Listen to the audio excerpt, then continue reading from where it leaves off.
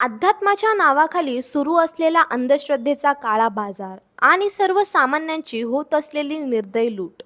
संगमनेर तालुक्यातून एक धक्कादायक प्रकरण समोर आले, जिथे एका स्वयंघोषित महाराजच्या नावाखाली सुरू आहे फसवणुकीचा खेळ. इथे एका स्वयंघोषित महाराजवर गंभीर आरोप करण्यात आलेत. लोकांची आर्थिक आणि मानसिक पातळीवर लूट करण्याचा ठपका त्याच्यावर ठेवण्यात आलाय.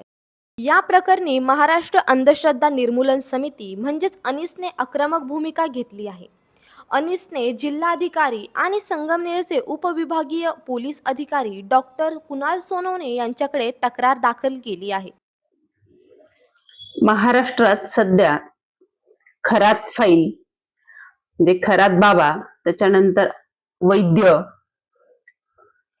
चाकणला एक दत्ताच्या नावावर भोंदूगिरी करणारा आणखी एक बाबा, अशा वेगवेगळ्या बाबांचे पेव फुटले.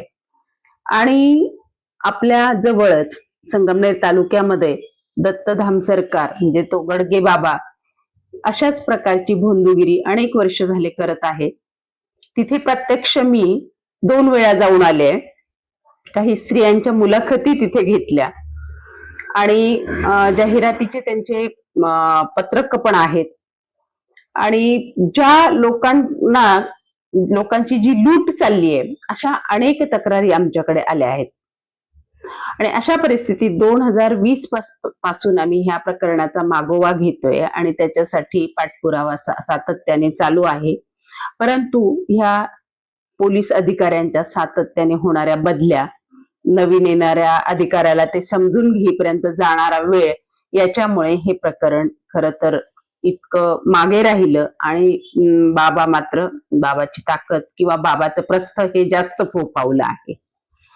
अशा परिस्थितीमध्ये जे महाराष्ट्रामध्ये जी परिस्थिती आज निर्माण झालेली आहे ही पाहता, ह्या दत्तधाम सरकारने जी लोकांची पिळवणूक चाललेली आहे, जे शोषण सुरू आहे, ते त्वरित बंद व्हावं आणि त्याच्यावर जादूटोणा विरोधी कायद्याच्या अंतर्गत drugs and magic remedies act, bogus doctors act, ह्या सगळ्या कायद्यांच्या अंतर्गत कारवाई व्हावी अशी मागणी आम्ही निवेदनामध्ये केलेली आहे.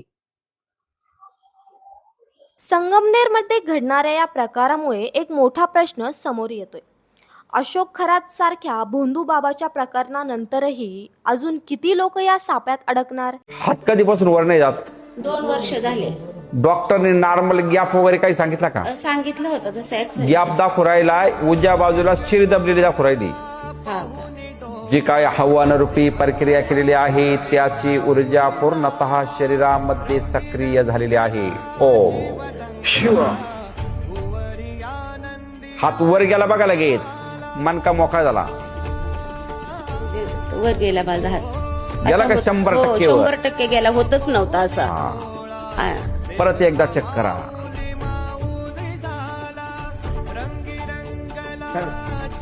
पांडुरंगाची आरती घेताना माझा हात सुद्धा गोल गोल वळत नव्हता. मानेपासून खूप कमरेपर्यंत त्रास व्हायचा, हाताला कळ लागायची आणि असं वाटायचं आरती मी खाली ठेवून देऊ की काय.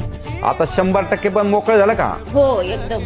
श्रद्धा आणि अंधश्रद्धा यामधली रेषा ओळखणं आज अत्यंत गरजेचं झाले. कारण महाराजच्या मुखवट्यामागे लपलेलं भोंदू समाजासाठी किती घातक ठरू शकतं हे पुन्हा एकदा स्पष्ट होतंय. सचिन जंत्रे, प्रहार न्यूज लाईन, संगमनेर.